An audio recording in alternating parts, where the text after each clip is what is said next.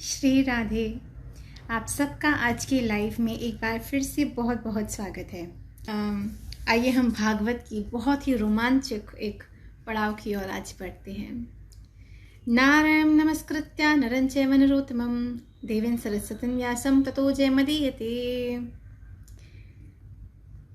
श्रीमद् भागवत में हमने बहुत ही महत्वपूर्ण चर्चा इन दिनों हम कर रहे हैं। जब सूत जी ने शौनक आदि ऋषियों को सारी ये बात बताई नारद मुनि के पिछले जन्म की, उनके लीलाओं के विषय में, सब लीलाएं हैं नारद मुनि की, ये सब उन्होंने बताई।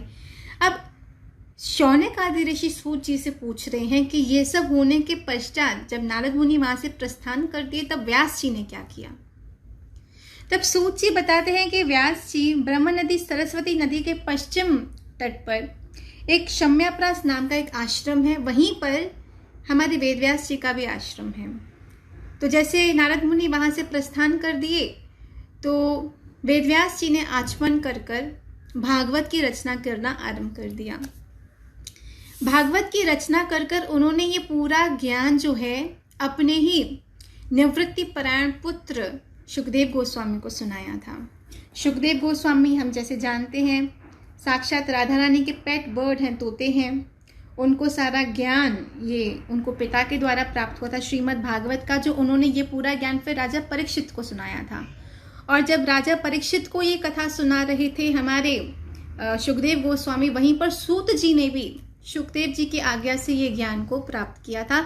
और फिर वही ज्ञान सूत जी शौनक आदि 88,000 ऋषि मुनियों को सुना रहे हैं। अब आगे सुनिए, सूत जी कह रहे हैं, ये मैं नहीं कह रही, सूत जी कह रहे हैं कि ये तीनों लोग जो हैं, हम तीनों लोगों के जो भी जीव रह रहे हैं, हम सब माया के द्वारा जो तीन गुण हैं उन तीनों गुणों से बद्ध हैं, सतोगुण रजोगुण तमोगुण। इन तीनों गुणों के द्वारा हम लोग कर्म करते हैं और इनके अनर्थों से हम बंध जाते हैं। लेकिन ऐसे में जब कोई भगवान भक्ति करता है तो वो इन बंधनों से छूट जाता है। ये मेरा मानना नहीं है, ये सूत गोस्वामी कह रहे हैं कि भक्ति करने वाला इन सब बंधनों से छूट जाता है। अब शौनक आदि ऋषियों ने सूत जी से कहा कि सुखदेव गोस्वामी तो पूरी तरह से विरक्त थे, उन्हें किसी तरह की कोई मोह नहीं, वो तो आत्म परमहंस अवस्था पर रह रहे थे, तो उन्होंने श्रीमद् भागवत का श्रवण क्यों किया।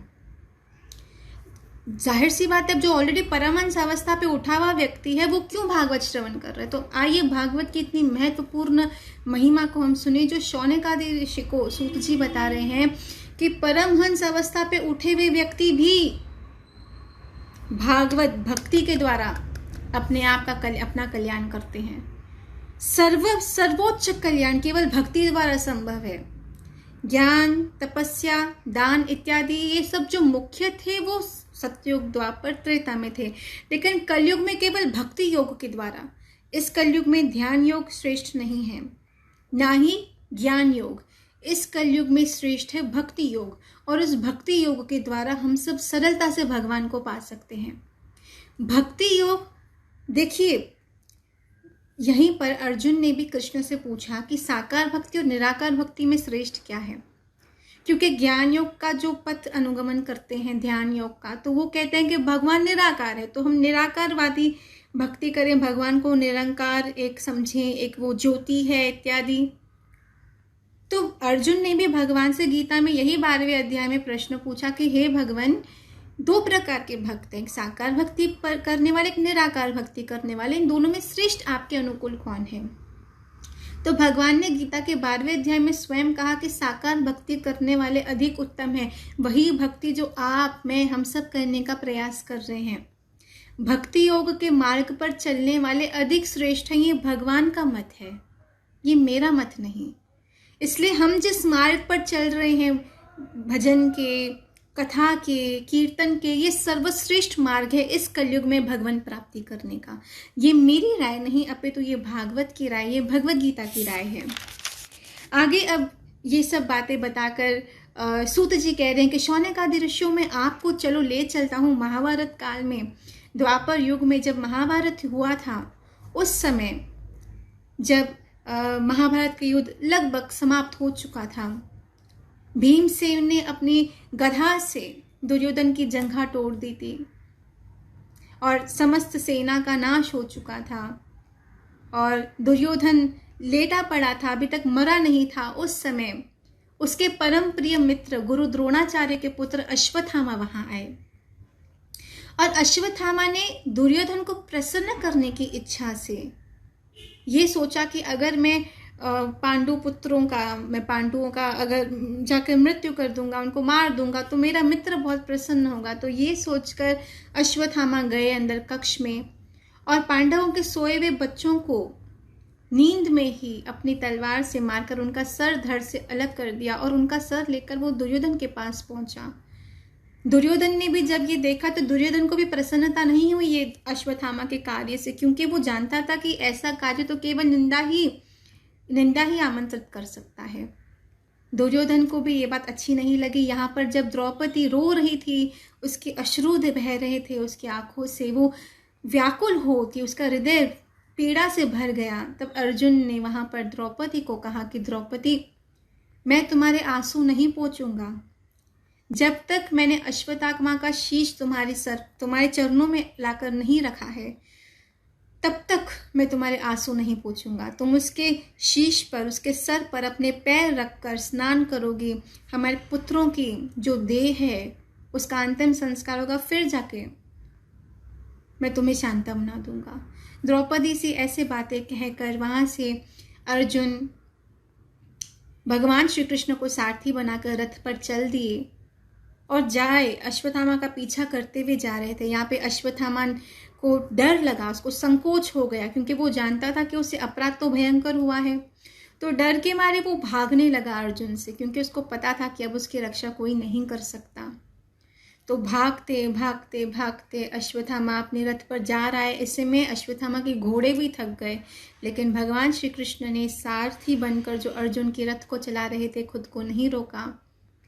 देखिए, अर्जुन और दुर्योधन के पास, दोनों के पास विकल्प थे।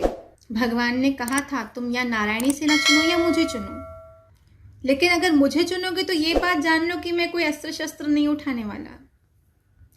हमें भी लाइफ में ऐसे ऑप्शंस मिलेंगे, अपॉर्चुनिटीज मिलेगी, हम चूज करें कि हमें कृष्ण चाहिए या हमें दूसरे साधन चाहिए। फिर बहुत लोग कहते हैं कृष्ण तो दिखते नहीं है, भगवान क्या कर लेंगे, हम लोग तो संसारिक साधन चुन लें। लेकिन याद रखना, दुर्योधन ने अक्षौणी सेना, नारायणी सेना चुनी, लेकिन उसके पश्चात भी क्या हुआ, वो महाभारत में हार गया, क्योंकि उसके पक्ष में भगवान नहीं थे। जिसके पक्ष में भगवान श्री कृष्ण स्वयं है, वहां पे विजय सुनिश्चित है। लेकिन जिस पक्ष में भगवान खड़े नहीं होते, वहां विजय नहीं हो सकती। अगर हम चाहते हैं कि भगवान हमारे भी जीवन के सारथी बने, तो हमें भी अर्जुन जैसा समर्पण चाहिएगा। नाउ इट्स इजी टू से कि अर्जुन जैसा समर्पण चाहिए, कहना सरल है कि हमें अर्जुन जैसा समर्पण चाहिए, लेकिन उसके लिए दृढ़ विश्वास चाहिए, दृढ़ विश्वास, दृढ़ भक्ति, तब जाके वो समर्पण होगा। और समर्पण वहां आता है जहां प्रेम होता है। जब तक हमें भगवान से प्रेम नहीं, तब तक हम समर्पण नहीं कर पाएंगे भगवान के श्री चरणों में। जैसे एक छोटा सा बच्चा है, आज उसने भोजन खाया, उसकी माँ ने उसको भोजन खिलाया, वो ये नहीं सोचता कि कल मेरी माँ मुझे भोजन खिलाएगी कि नहीं, वो ये नहीं सोचता, क्योंकि उसको विश्वास है कि जिसने मुझे आज खिलाया है वो मुझे कल भी खिलाएगा, जिसने मुझे आज पाला है वो मुझे कल भी पालेगा। उसी तरह से एक भक्त का ये विश्वास होता है कि मेरे ठाकुर जी ने आज तक मेरी रक्षा की है, आज तक मुझे संभाला है, मेरा ठाकुर जी मुझे कल भी संभालेगा, मेरा ठाकुर जी मुझे समय के अंत तक संभालेगा, यहाँ तक कि मेरा शरीर छूटने के बाद भी मेरी सारी जिम्मेदारी मेरे ठाकुर जी ही निभाएंगे। जब इस प्रकार का समर्पण हो जाता है, इस प्रकार का विश्वास होता है, तो भगवान को भी आना पड़ता है। अर्जुन का पूरा विश्वास था कृष्ण पे।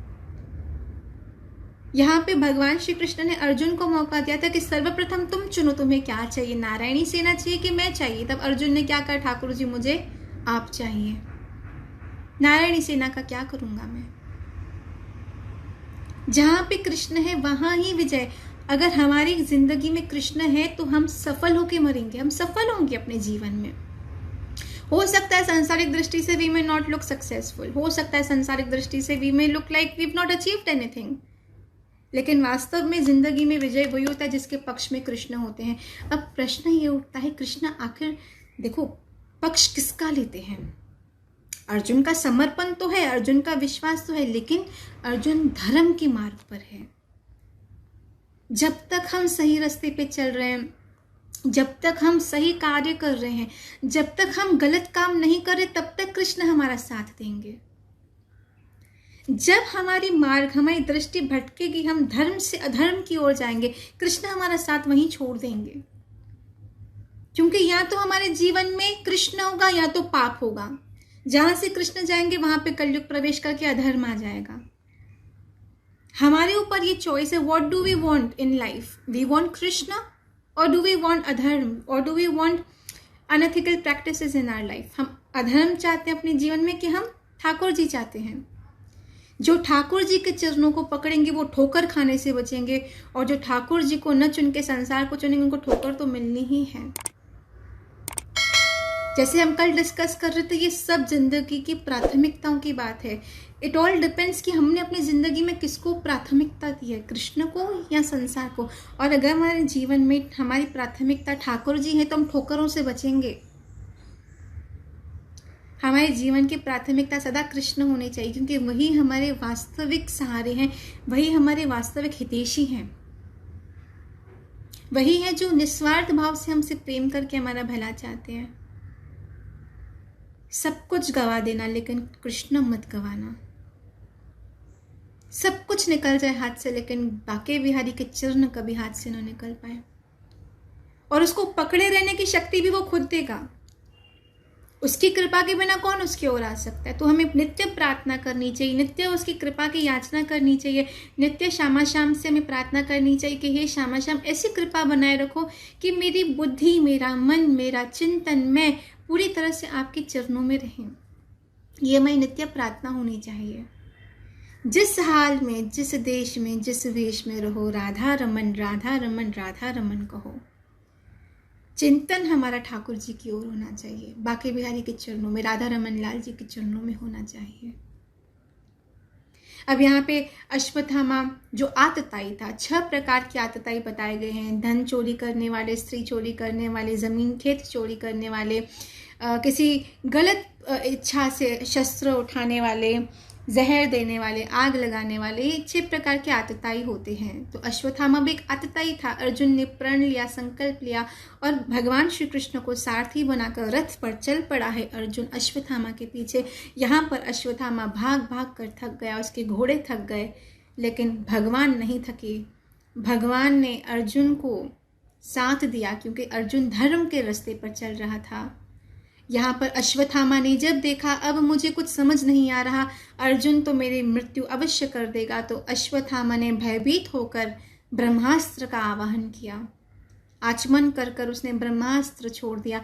अब अश्वत्थामा ने ब्रह्मास्त्र तो छोड़ दिया, लेकिन ब्रह्मास्त्र को वापस लेने का मंत्र उसे नहीं आता था। जब ये गुह्य बातें जब गलत व्यक्ति के हाथ में जाती हैं तो वो उसका दुरुपयोग कर देते हैं। लेकिन यही ज्ञान जब सही लोगों के हाथ में जाता है तो वो धर्म की स्थापना होती है। उससे धर्म की स्थापना हेतु तो भगवान प्रकट हुए थे, तभी तो भगवान स्वयं भी चाहते थे कि पांडवों की विजय हो। वो निश्चित थी होनी थी, क्योंकि धर्म की स्थापना होनी थी। जब गलत लोगों के हाथ में अथॉरिटी आती है, पावर आता है, तो सबका पतन, पूरी प्रजा का पतन सुनिश्चित हो जाता है। यहाँ पे अश्वत्थामा ने अपने निज रक्षा हेतु, अपने निज स्वार्थ हेतु ब्रह्मास्त्र का प्रयोग किया, जिसकी अग्नि से पूरा लोक जलने का सामर्थ्य रखता था।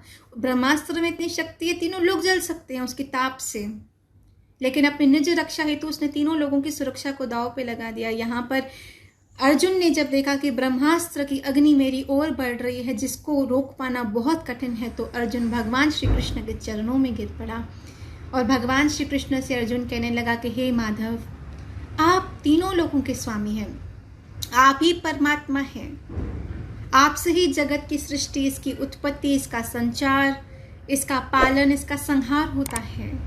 हे माधव, मैं तो धर्म के मार्ग पर चलकर केवल न्याय करने ही तो यहाँ पर आया, लेकिन अब पता नहीं अश्वत्थामा ने कौन सी अग्नि मेरी ओर छोड़ी है कि उससे मैं खुद की रक्षा नहीं कर पा रहा, और मुझे समझ नहीं आ रहा कि ये किस प्रकार की अग्नि है, कैसा तेज है, इससे आप मेरी रक्षा करें। तब भगवान श्री कृष्ण ने अर्जुन से कहा कि हे अर्जुन, ये ब्रह्मास्त्र की अग्नि है जो तुम्हारी ओर बढ़ रही है। ब्रह्मास्त्र की अग्नि को ब्रह्मास्त्र की अग्नि ही शांत कर पाएगी।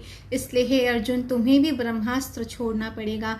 तुम्हारे छोड़े हुए ब्रह्मास्त्र के तेज से ही वो ब्रह्मास्त्र की अग्नि शांत हो पाएगी, जिसमें सूर्य और अग्नि का तेज है।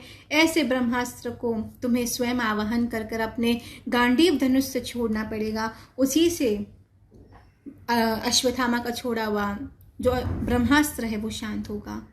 तब अर्जुन ने आचमन कर भगवान श्री कृष्ण की परिक्रमा कर कर ब्रह्मास्त्र का आवाहन किया। अपने धनुष गांडीव धनुष से ब्रह्मास्त्र को बुलाया और उसके गांडीव धनुष से निकले हुए ब्रह्मास्त्र की अग्नि जब अश्वत्थामा के ब्रह्मास्त्र की अग्नि से टकराई तो उस तेज से, उस सूर्य और अग्नि की मिलावट जो एक तेज थी, जो अग्नि थी, उससे ऐसे लगा कि अब तीनों लोग भस्म होने वाले हैं, तीनों लोगों का संहार सुनिश्चित है।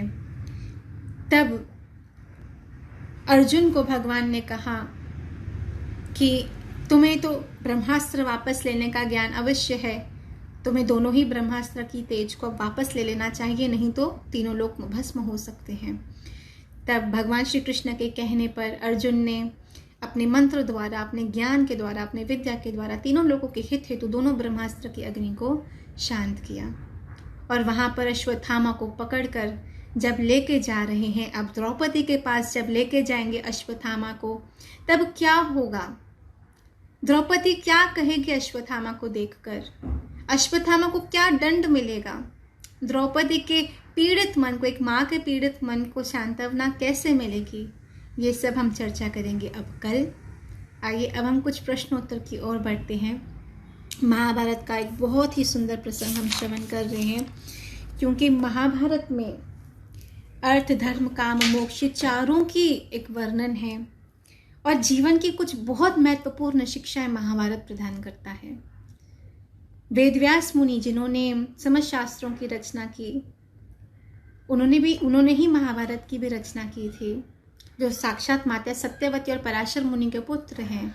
ऐसे वेदव्यास मुनि जिनकी कृपा से हम तक ये शास्त्रों का नॉलेज पहुंचा है, ऐसे वेदव्यास मुनि को हम कोटि कोटि प्रणाम करते हैं। क्योंकि यदि ये शास्त्र न होते, अगर भागवत की कथा न होती, तो हम तक ये परम गुह्य बातें, भगवान के संदेश, महाभारत की लीला इत्यादि हम तक पहुंच ही नहीं पाते।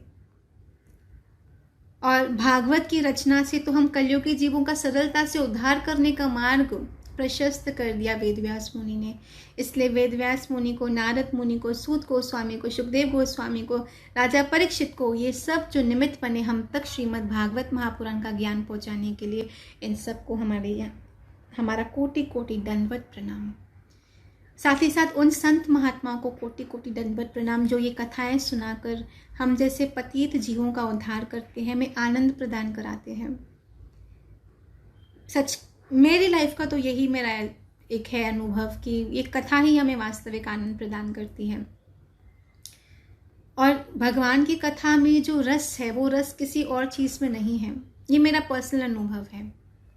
इसके लिए नित्य हमें भागवत श्रवण, नित्य भागवत सेवया, हमें रोज़ भागवत पढ़ना चाहिए, रोज़ हमें भजन करना चाहिए। इससे हम लोगों को बहुत ज़्यादा आनंद, पीस ऑफ माइंड की प्राप्ति होती है।